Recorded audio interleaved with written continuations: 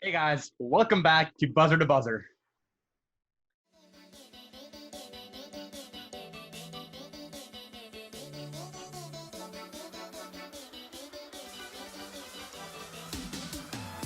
All right, guys, this is quick take number 11.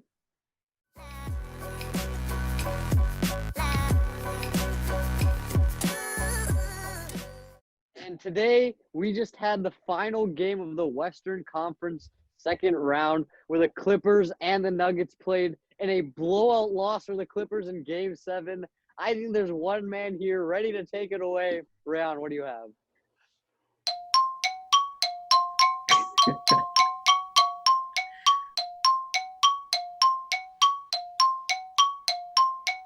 Hello everybody.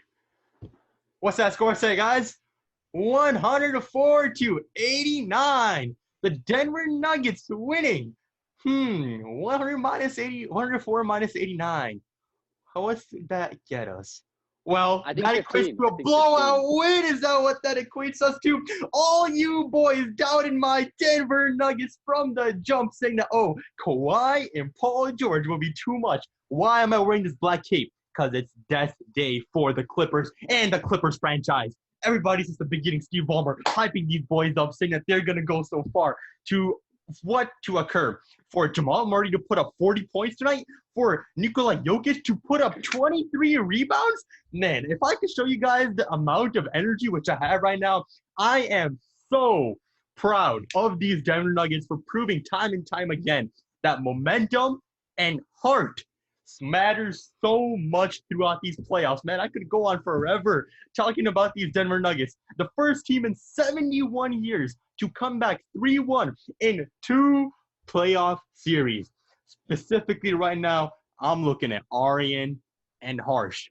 Both y'all said, no, these Denver Nuggets, they can't. Boardman's going to show up. Abi, how many points did Kawhi have? I believe he had 14 points. Abi, tell me where this dude named Paul George, who's making $140 million was? I think he was only scoring 10 points.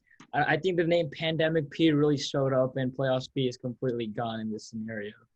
And okay, also, Ron, I don't have as much energy as you, but I just want to give you some credit, man. You actually did really call it. The Nuggets did have momentum. Jamal Murray played like an absolute unit today. No one on the Clippers showed up. And I know Arian's going to come up with his list of excuses today and his hopes for next year, saying that the Clippers will win it all next year again. But I don't think that's going to happen. Arian, what do you think? No, wait, hold on. Before Arian goes, before he begins his next 10-minute rant, I just want to reciprocate Rayon's energy, but in the negative direction. Watching that game, I was about one Pandemic P brick away from throwing my phone at my screen, and the only way to release that negative energy was to watch Mitchell Trubisky highlights. I mean, that was the most enraging third and fourth quarter I've maybe ever watched. Okay, so yeah, the Kawhi played like absolute garbage today. Same with Paul George. What's it called? Marcus Morris missed like 10 wide open threes. Lou Williams couldn't hit a three for his life. Pat Bev looked like a little kid out there. Everyone was playing like garbage. Doc Rivers showed no enthusiasm on the bench. It was an all-out total garbage effort from the Clippers. No enthusiasm, no heart, no nothing. I think that's why the Clippers lost today. I'm very happy for the Nuggets, though. Jamal Murray really deserves this. I mean, coming back 3-1 the first series, coming back 3-1 in the second series, now going up to LeBron's house. Well, not really LeBron's house, but going up to LeBron next series. He's going to be a fun battle to watch. I'm going to just take a couple sentences or a couple minutes here to talk about Kawhi, but I know everybody's going to kind of hate on my man Kawhi. Stop it. I didn't even say anything, bro, okay? Abi said this earlier, Kawhi Leonard, these two didn't show up when it mattered most. If Paul George had showed up the last two games before this game wouldn't have even mattered. But obviously, you got to give credit to the Denver Nuggets defense. They absolutely played lights out today. Paul George, like you guys said, bricks on bricks on bricks. So, credit to the Denver Nuggets. It's going to be a fun series to watch next round, and I really hope that they do the best. I mean, was his performance from Paul George really unexpected, though? I mean, he has created the name of Pandemic P throughout this whole playoff series. He's going to be inconsistent. He's going to have off nights. He had an off night when it mattered the most. So did Kawhi Leonard. I'm not An saying off night Kawhi. for him would be scoring more than 20. I'm not blaming it on all Kawhi. It's definitely not all him. I'm just saying the best player on that team didn't show up. It doesn't matter if other players didn't show up. He didn't show up at all this game when it mattered. His field goal percentage, 3-point percentage, just overall energy with the Clippers team just wasn't there. I just had Arian, and I just want to point that out. Exactly, Abi. You're meaning to tell me that the Lord and Savior of the Los Angeles Clippers, who was hailed, oh, he's going to come here. Oh, Steve Ballmer was like, oh, I'm going to buy this new stadium where I'm going to hang up our championship banner, led by my boy Kawhi Leonard. You're meaning to tell me that same Kawhi Leonard came out in Game 7 dropping 14 points.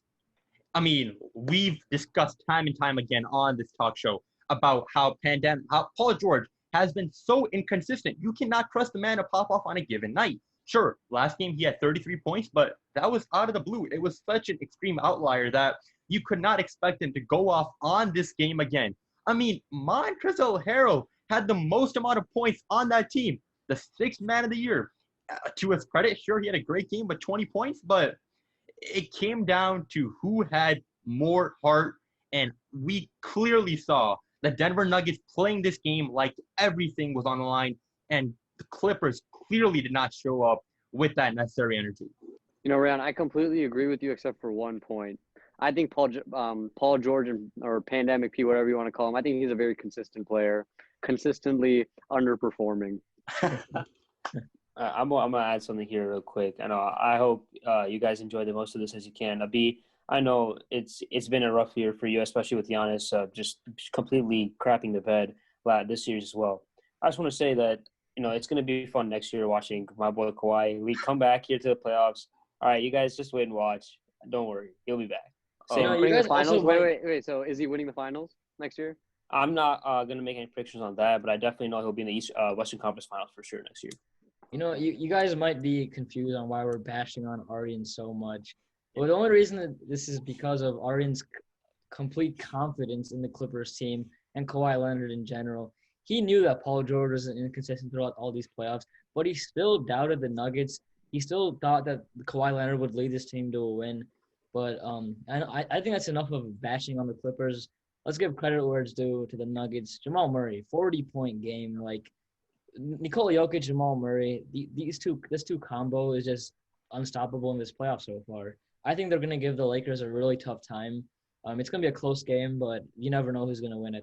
For sure, Abby. At the end of the day, it's all fun and games between us, but the obvious outcome we did see was the Denver Nuggets pulling away, showing that they're ready, and who knows what will happen during the next series.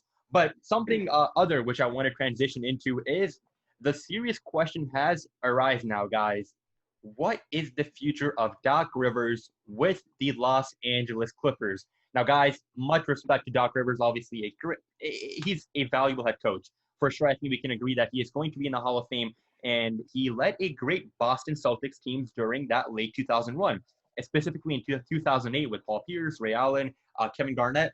But he hasn't found much success specifically with the Clippers, not advancing to the Western Conference or let alone advancing deeper into the playoffs. Do we think that Mr. Doc Rivers is potentially about to be fired? I was reading the stat today as well, just after the game. Doc Rivers has the most blown 3-1 and 3-2 leads in NBA history, which is kind of an interesting stat. But regardless, I don't think you can't fire him after one season. New players. It's such a weird season too with the bubble and all. You got to give him more time to at least develop the younger players and get along with these older ones. So you have to give him at least 2-3 more years before you can make any decisions on the firing of him. Yeah, I agree with Arian too. You definitely can't fire him. As Arian said, the bubble is just completely different. It's a new thing. Teams are doing either a lot better or a lot worse than they usually do. Players have been inconsistent. You can't blame it all on Doc Rivers. At the end of the day, he's a great coach. But I guess with the stat that Arian just said, that is a stat that hurts a coach's reputation in general. But I still think that he's a great coach. It's just something new this year. And, I don't think he's going anywhere for now. We have seen some pretty different transitions occur during these playoffs, such as the recent one being with Mike D'Antoni informing the Rockets that he's leaving the team on the airplane before they even touched down to Houston. So who knows truly what is in the future for the Clippers. All right, guys. Boy, was that quite the second round series, which we all love to watch. And was that a great game to watch and just see the Denver Nuggets overpowering the Los Angeles Clippers. Hopefully, we can see an even better Western Conference finals between the Lakers and the Nuggets. As always, guys, be sure to hit that like button, subscribe, comment down below your takeaways, thoughts from this crazy Game 7 between the Nuggets and Clippers. It's truly going to be making a lot of headlines, to say the least. As always, guys, take care, and we'll catch you guys on the next one. See you guys.